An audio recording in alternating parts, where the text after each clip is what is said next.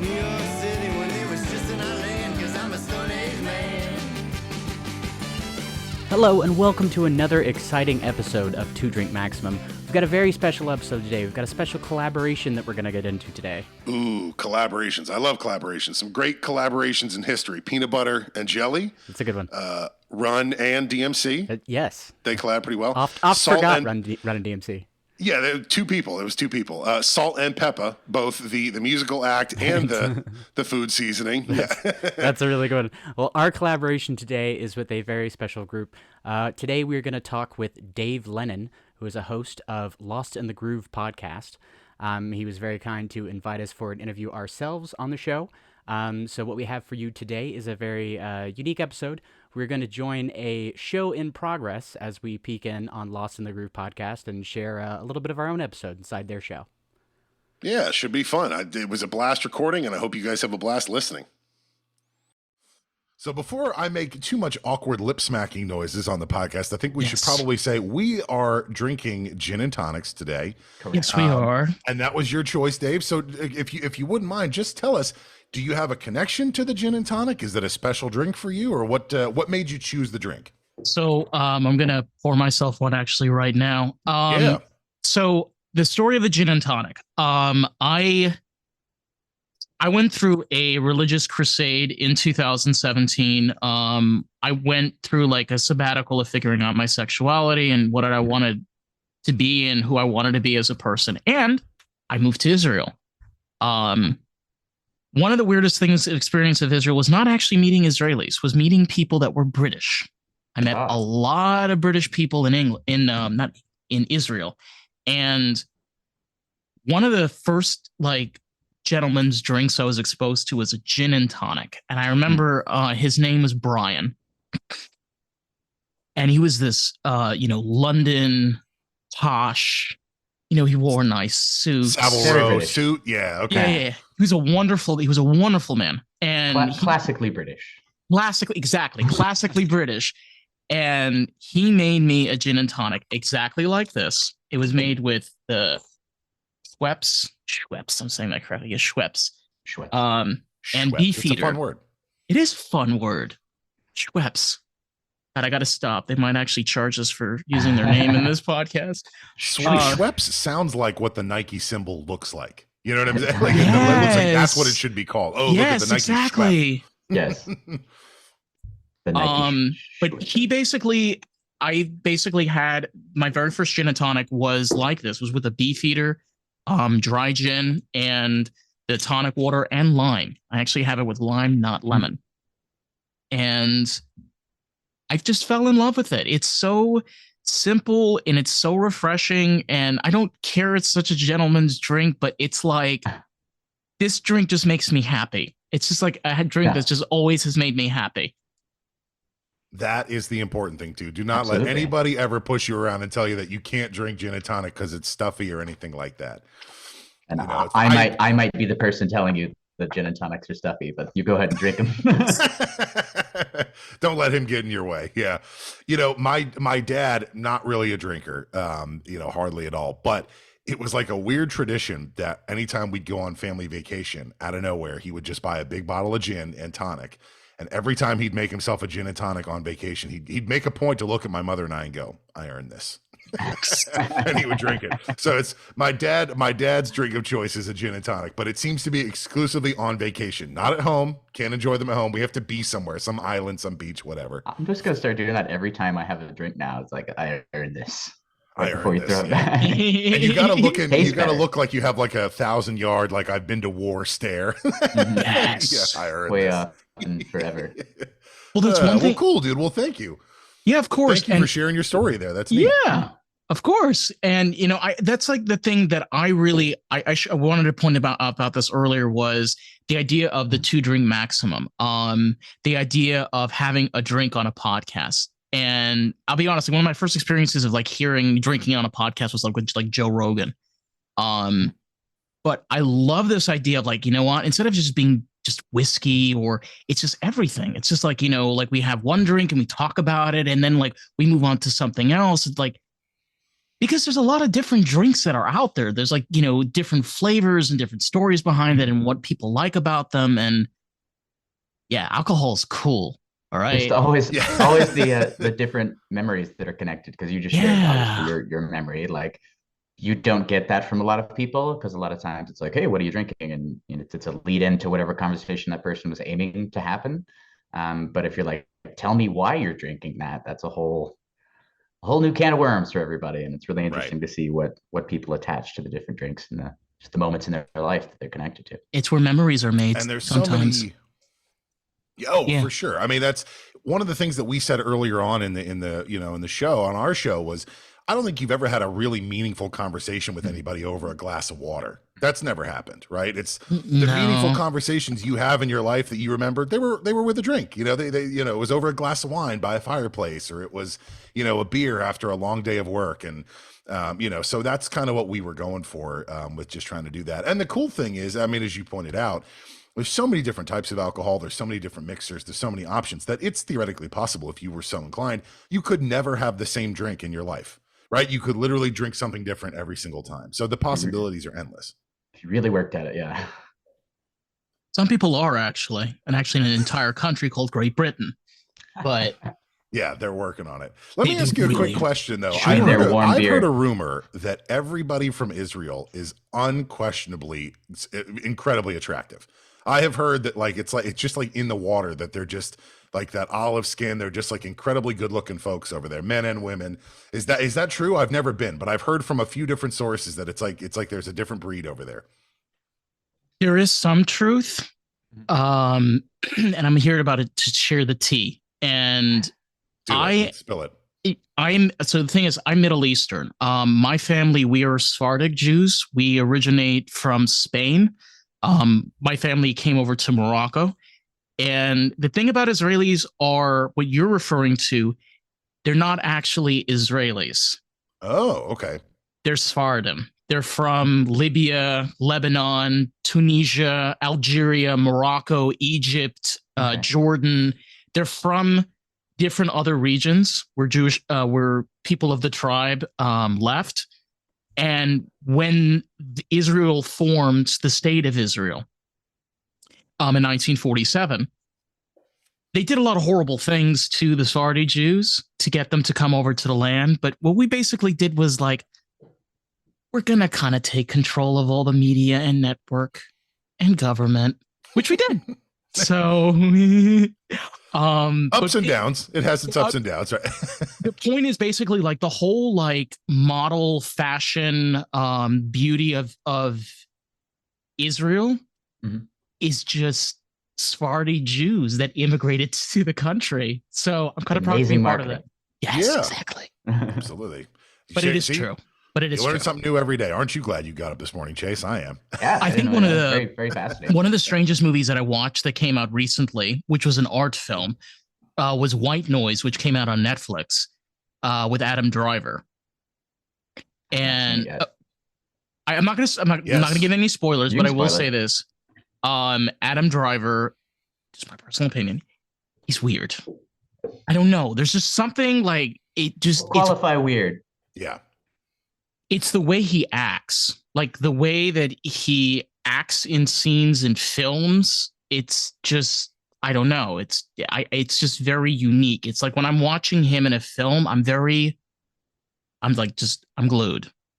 I want to see what he's doing. I want to see what he's up to. Why are you moving your eyes like that? Why is your head tilting? Mm-hmm. I think you just put your finger on it. He's got very intense eyes, and he is, it's a skill as an actor, but he is great at using his eyes as an emotional weapon. And so his acting is really usually pretty resonant because he's great at giving these kind of intense performances through the eyes, and that's one of the reasons why some people are just genetically born to be actors, is because they have eyes that are like that, But I'm glad you saw White Noise. That I enjoyed the movie. I thought it was pretty good. But it's certainly it's weird. It's wacky. It's not an art. It's an art not a film. movie that you're going to sit together with your family it's an art and film. Enjoy. It's an art film. Yeah, it's an art film that ends with a 4-minute choreographed dance in a supermarket Well, now I have to to a watch new it. LCD sound system song. I mean, if that's not your jam, yeah, if that's not your jam, then this is not. And it's a Don DeLillo novel too, who is, obviously he's a writer of great critical acclaim, but he's got a very It's the what distinct it style that it's is. I read off-putting an to article many. about So it. It's about the what if paradox. And as an artist or a creator, it's a very fun thing to go down with. Mhm. For example, like, let's throw one out there.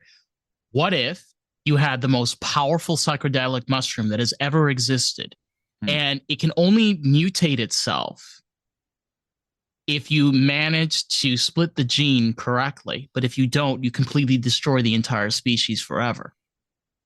Now, if you take that and you put it in a film and you have Russians and the Americans against each other, see where I'm going with this? You get like this really fun, like bizarre, like this would never happen in any point in human history. But it's a fun question. Yeah, exactly. It's the burn after but reading. It's fun to think has about. A similar feel to it. Like, what if all the intelligence agencies didn't really know what they were doing, and everyone was just sort of scrambling around in the bureaucracy of existence? And aren't we doing that already? Maybe. Yeah. Well, and no, we absolutely are. There was I watched an interview with a gentleman who was on Jon Stewart's new show, and he just wrote a book, and I'll pull it up in a second so I don't get the title wrong.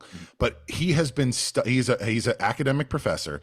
He has been studying classification of documents in the American government and all of its branches for the last 20 years.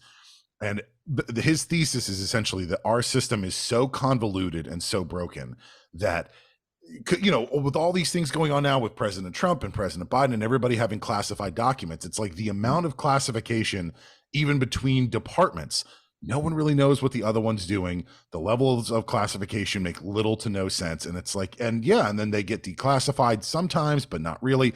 It seems like a maddeningly frustrating level of this is all completely just ruined. And it's, it just seems like it's an absolute something. mess. It's also about, I can say this because my father was an immigrant in this country. Okay, my dad came here at 14 years old and built himself a life. He had a family. He did everything that he was supposed to do as an American. Okay. Comes along the pandemic. Okay. He has health conditions. He dies because of said disease. All right. Yeah. Thank you. And I'm sorry. And I've said this over and over again, and I'm going to say this again, is that, again, I'm not trying to put out any blame on any person, but when you have a system, when you have a government of a country such as the United States, and there is lack of communication, there's a lack of respect, there's a lack of humility, there's a lack of priority that's being taken into place. Look, things have changed. The reality right now is we're a country of over 300 million individuals, okay? We have housing issues. We have financial issues. We have government issues. We have health. I mean, the list is just going on and on and on and on and on and on and on. And it's like, stop giving us Fox and CNN bullshit. I want to hear the fucking truth. What is actually going on? It's I mean, just not to reference the movie we were just talking about, but it is so hard to cut through all the white noise of what is the actual the news here that I need to know. Instead of your spin on it, what's the actual news? It is so frustrating.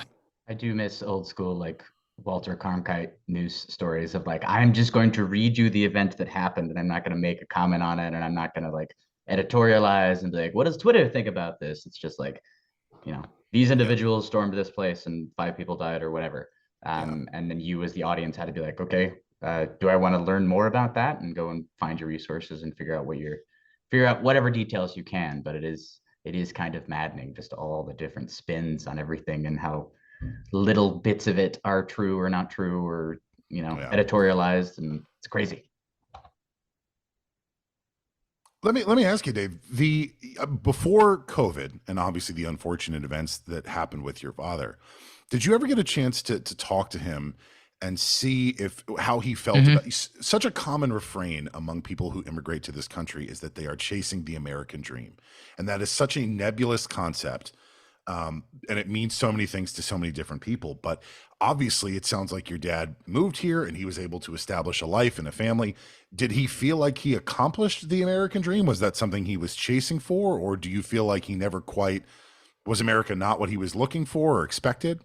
My father was never really able to fully implement himself into American culture because of how he was raised. Sure. And this happens with a lot of immigrants. I know this because I have friends that we're first generations. And, the thing I will say about my dad was he had a pride in the patriarch for this country.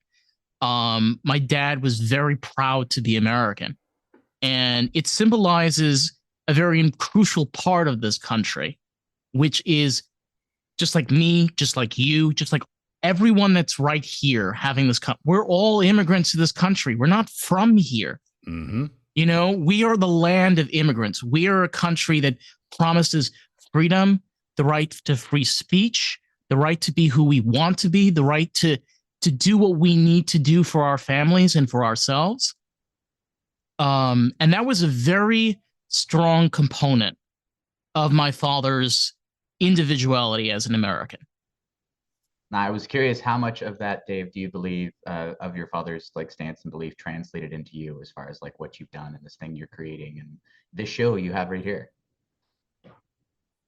I'll be honest. I think the podcast kind of stemmed out of my dad's passing. I made the podcast a year after he passed away, and one of my biggest strengths of doing this was being able to be heard.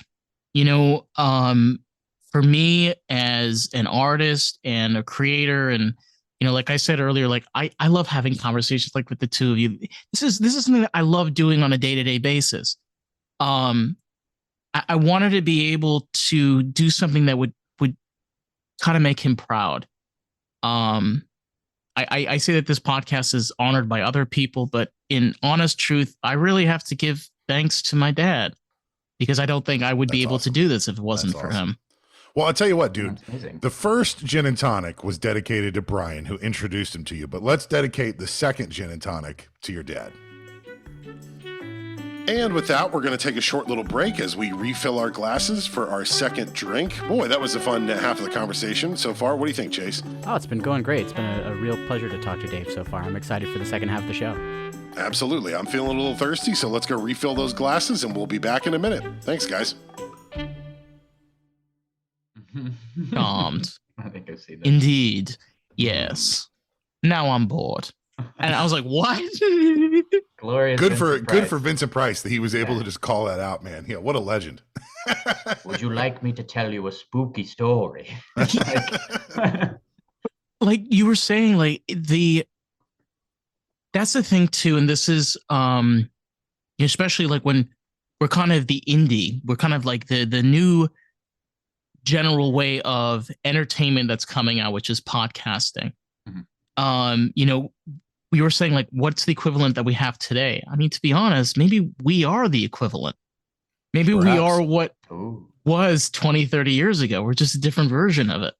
I think you're probably onto something, because there's just it's more of a conversation among friends, and that's what those old shows used to be. We're on your show, you're on ours. We're not making you sing and dance. You don't have to recite a poem or something. You know what I mean? It's just a good conversation with people.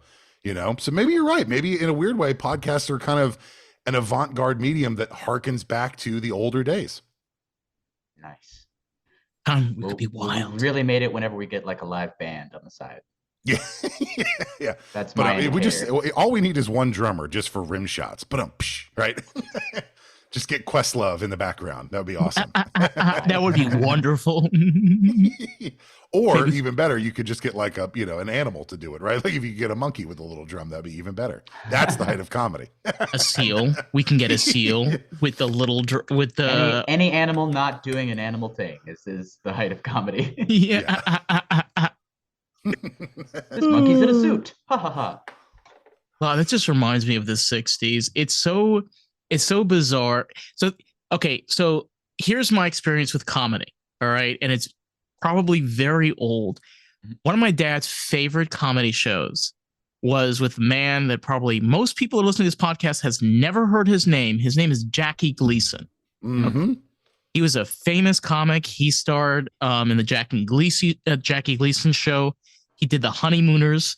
The Honeymooners, which came out in the early 50s, was one of my dad's favorite comedy shows. And I will tell you this right now, if you watch it today, it's so fucking funny. Yeah.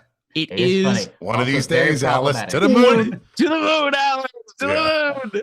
It's problematic, but it is funny. Yeah, there's a lot of sexism in there, honey. Time and place. Exactly. It was the 50s, you know. Yeah. Doesn't Different necessarily make it right, but it also doesn't make it not funny either. You know, it's, that show is. Remember we said earlier, though, about comedy is that comedy is supposed to be uncomfortable. Right. Supposed to kind of push you out of your comfort zone a little bit, make you laugh. Yeah. And as long as you're looking at a show like that and being like, I'm glad we've changed from that. Like at the bottom of it, and not like, I wish we'd go back to that. No, we're not going. No, we're not going back to those days. We talk about the good old days, but like the truth is, I think I can say that the way things have been going now, I mean, like we live in a lot safer times. Mm-hmm. We have a lot more protection. We can get help a lot easier. You know, we were saying this earlier, like for a big portion of my life, getting in touch with people was kind of hard. Mm-hmm. You know, if you didn't have that quarter, you're not making that call. Yeah, exactly. You know, I was just reading a study there was an article that was published in Time magazine based off this study that some college just did a report where they found that over the course of a 6-month period, people who spent once or twice a week making a phone call to a friend that lasted 7 minutes significantly improved their mental well-being, as reported by themselves and kind of whatever. Wow. So the takeaway was once or twice a week, make a phone call to a friend, right? Have a conversation that's 7 minutes at minimum.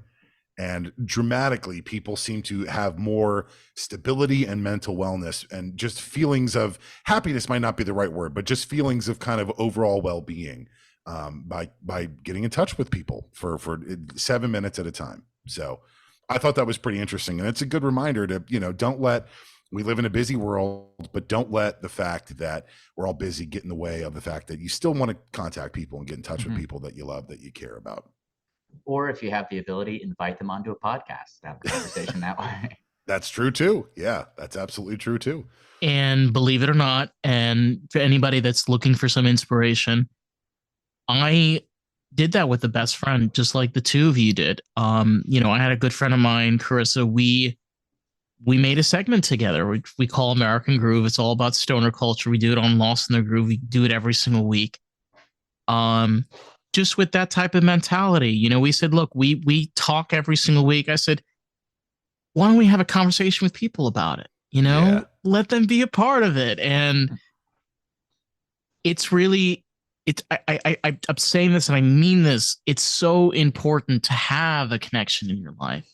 Just talk to somebody. Like you said, just like 2, 3, 4 minutes. I promise you, like, it's not going to kill you.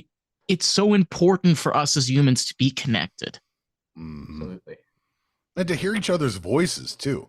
Texting is great. Emailing is great. It's a great shorthand form of communication, but talking to people and hearing their voice, hearing them react to the things that you say, it's a crucial part of well-being, I think. I'm no expert, but isn't it great to get a phone call from a friend? It's fantastic. Yeah. How rare does that, like, how rare is that feeling that somebody calls you and they're like, I didn't need to call you. I just wanted to call you, because everything else in the world is because somebody had to. Yeah. Dave, do you get to work from home, or do you have a little bit of a commute? So I work in a call center. I do have a commute. I do drive about an hour each day. Gotcha. So it's kind of crazy. Like for me, I'm not a full-time podcaster. I work a corporate job, 9 to 5, and then I go to school for nails. They look lovely, by the way. Oh, thank you. I did them on the podcast. Ooh, it's your nails. Oh my God, they look gorgeous. Wow. Love the color.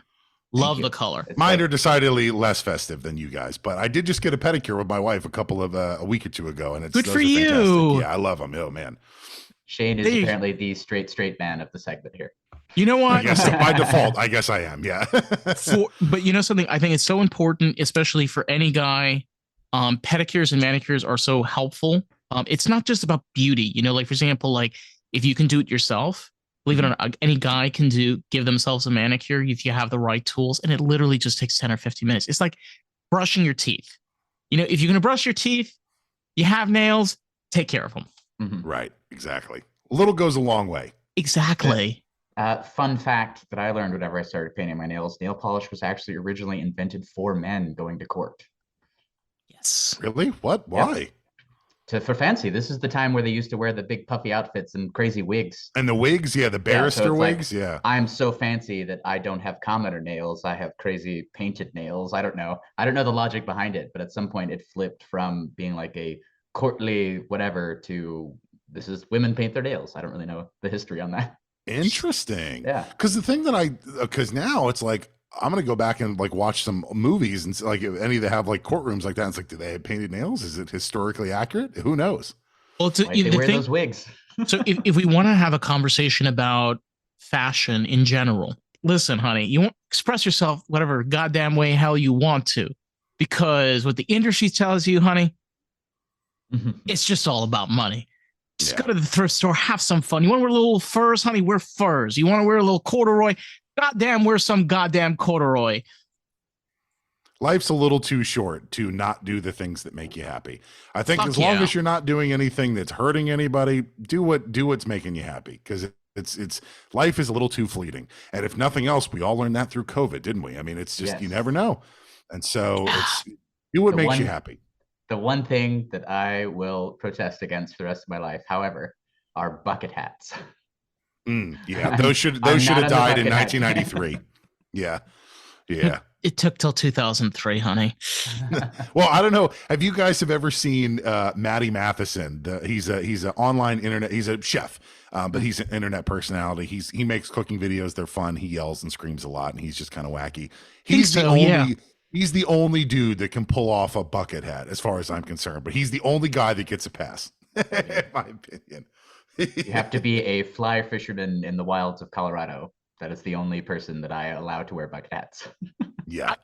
That was one thing. Like I actually did live out in California for a year. I lived in LA. Oh, nice. What neck of the woods? I lived in Van Nuys. We were almost neighbors. Hey. Yeah. I did not have a great experience, unfortunately. But I did have a great experience with the people that I met there. And it's kind of crazy because like I still like have people that I know that are out in LA. I have actually my brother that lives out in Los Angeles. And okay, this is the one thing that I always found just so fascinating about like living out there was this idea that you have everything at your fingertips. Mm-hmm. You literally like have like as a creator, as an artist, like you literally have every single thing that you need at your fingertips. And it's just and that's by design. I mean, even from the very beginning of the 1900s, when film and movies were essentially being invented, like Thomas Edison and all of those folks that were moving out there and making motion pictures, they chose Los Angeles specifically because geographically it's so diverse. You are 30 to 40 minutes away from the beach, from snowy mountains, from forest, right? So depending on what you're shooting, you are not far away from any geographic location. And so because that locked in, then you had artists of all different calibers, all different artistic skill sets move here. And so there is just there is a gluttony of incredibly talented people here who have a radically different interests. And you're right, throw a rock, you'll hit what you're looking for. Yeah. You know?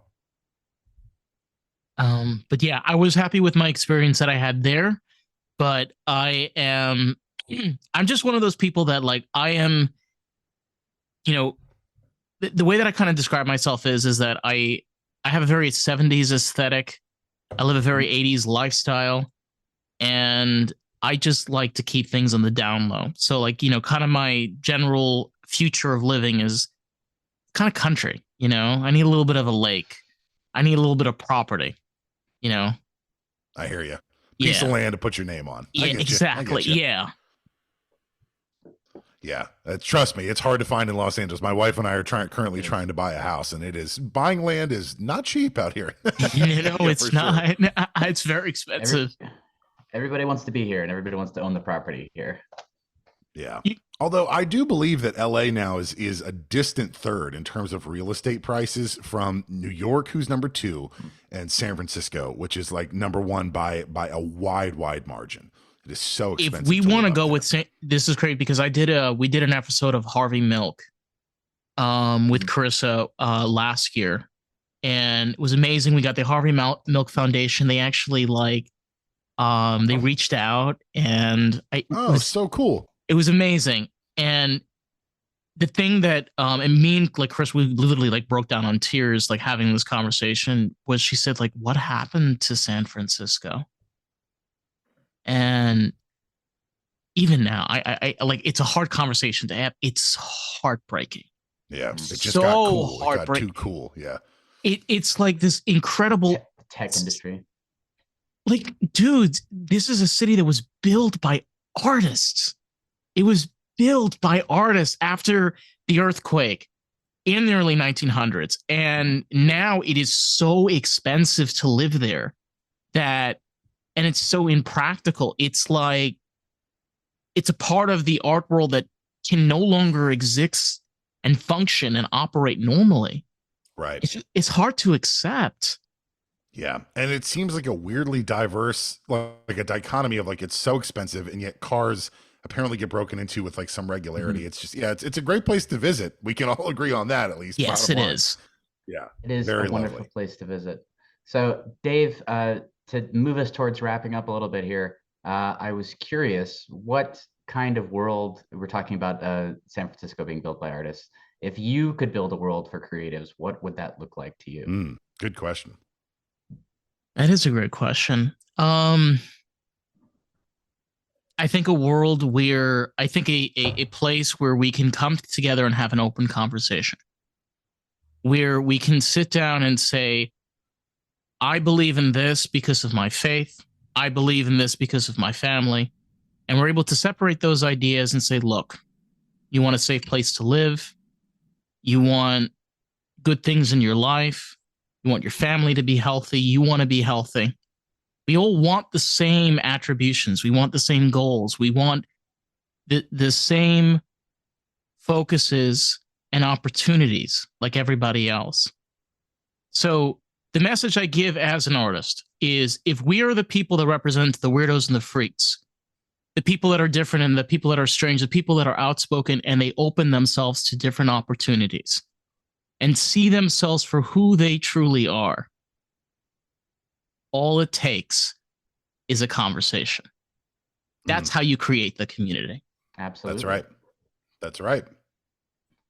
Hear, hear. I'll drink to that. I'll drink to that. How about that? Yeah, cheers. Yeah. Oh, man.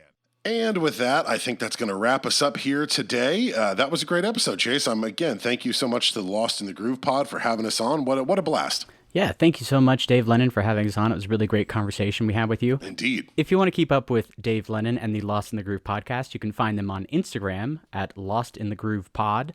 It's a really great show. You should check it out. They put up episodes all the time, and it was certainly a pleasure being on there with him.